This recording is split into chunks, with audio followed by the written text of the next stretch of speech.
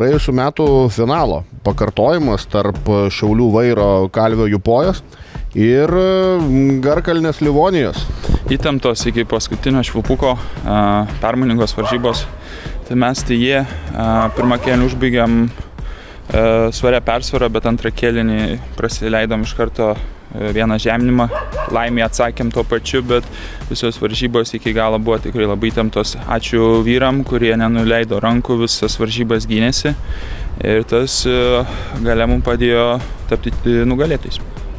It was a tough match, definitely, for both teams. I think we did good stuff. We also did a lot of mistakes, and they were better at capitalizing on our mistakes. And it's something that we have to work on, and we'll watch the tapes and improve for next week. Labai pavojinga situacija.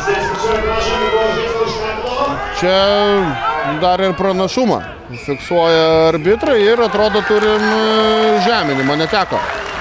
Vis dar nepavyksta ten žeminti kamuolio. Tengiasi ten kiek gali.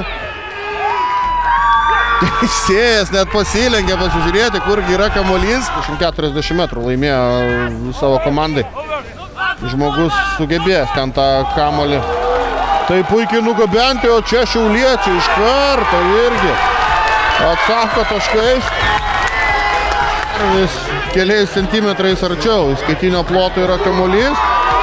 Ir pagaliau fiksuoja ilgai lauktą žeminimą arbitras. Spragų varžovo gynyboje neranda. Čia gera galimybė ir galutinis rungtynių rezultatas 29-15.